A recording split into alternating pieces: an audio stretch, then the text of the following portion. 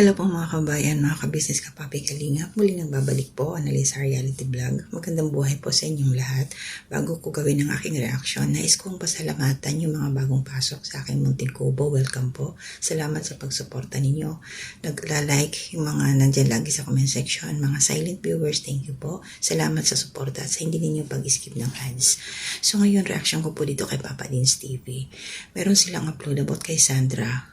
Ang title nga doon is Sandra, paalam na ba? Question mark and exclamatory point. So bago ko gawin yung aking reaction, pakinggan ho muna natin ito. O paano? Ay, may gusto pa ba kayong sabihin? O tutuloy na kami? Ito na yung ating huling pagkikita. No? Sa vlog po. Oo, sa vlog. Pero po ba naman rin po ko dyan sa inyo kasi bisita-bisita po. Oo, pwede. Pwede kang pumunta doon. Sinabi na po. Okay, so yun po mga kabisnes, mga kapapi, mga kalingap. Nagtanong si Papa Dins after nung iabot niya yung pera na balanse doon sa bigay ng sponsor. Ang tanong niya, ito na ba yung ating huling pagkikita? Ang sagot po ni Sandra, sa vlog po. Dahil pupunta pa rin naman daw siya doon sa bahay nila Pinuno Ka-Business. So ito po yun. Ayaw na magpa-vlog ng batang ito, ng pamilyang ito. Dahil doon sa mga nababasa sa comment section ng kanyang ama, nasasaktan. Sa totoo lang, masakit po talaga pag totoo ang iyong mababasa. Natural yun. Kaya hindi ko masisisi sa comment section din, yung tatay nito ni Sandra pumunta na, nakikita na. Ang masasabi ko dito, panindigan talaga ng tatay. Sabi ni Papa Dins, yung kanyang responsibilidad. Binabalik-balikan din nila si Papa Dins doon sa bahay dahil nga doon alam nilang mayroon pa silang pera. Yung batang yun, sa napapansin ko mga kapapi, hindi yun siya pupunta doon kung hindi sinasabihan ng mas nakakatanda. Yung galing sa sponsor na yon, supposed to be pang allowance yun nila Sandra pag nag-aral na, pag nandoon na sa puder nila ka-business doon sa Falcon. Yun ang usapan, yun ang doon sa pera. Kaya lang ang nangyari, naging inutay-utay. Pag kailangan nila ng pera, walang mabayad sa kuryente, pupunta doon, tapos allowance ng mga bata. Okay lang yun sa allowance kasi yun naman ang purpose. Kaya lang hindi pa dapat sa time na to. Saka na yun sana ibibigay kung nakalipat na sila. Pero wala. Parang ang katinang isipan sa pamilya ni Sandra ba? Yung mga sa puder ng ama niya, yung sa lahat dyan. Wala silang ibang maaasahan. So ngayon ito, sa comment section, kaysa nyo ako rin na once na ubos yung pera nila Sandra, yung 9,000 plus na yan, may posibilidad talaga na wala naman sila bang lalapitan Doon pa rin kila Papa Dins sa ka-business house pa rin yan pupunta. Ayaw na magpa-vlog. Pero saan sila pupunta pag wala nang mapagkukunan?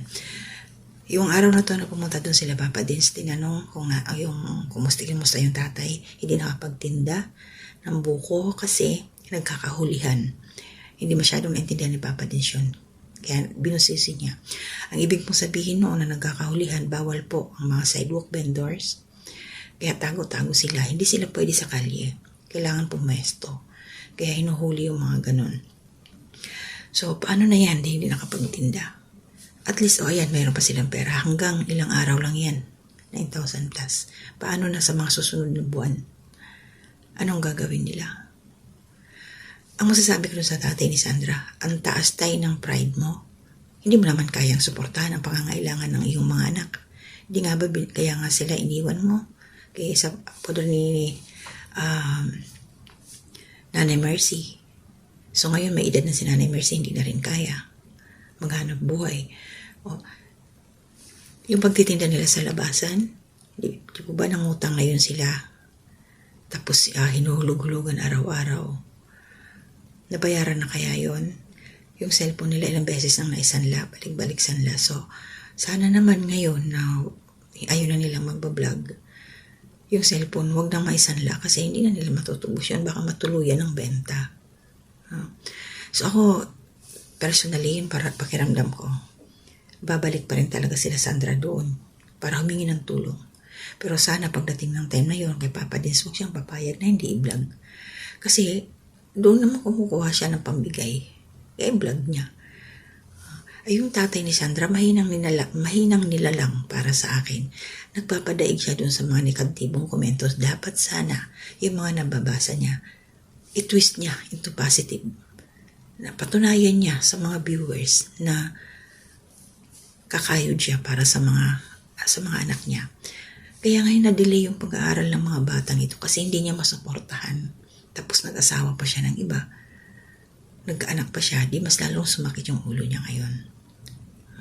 So good luck sa'yo, Sandra. Tama si Papa din. Sana makapag-aral ka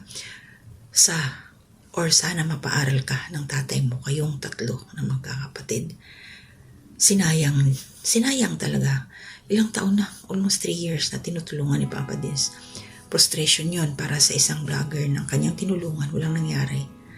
Back to zero. At sana ito paalala lang, sana hindi mangyari na hindi sila din i-vlog ng iba. Sana walang mangialam.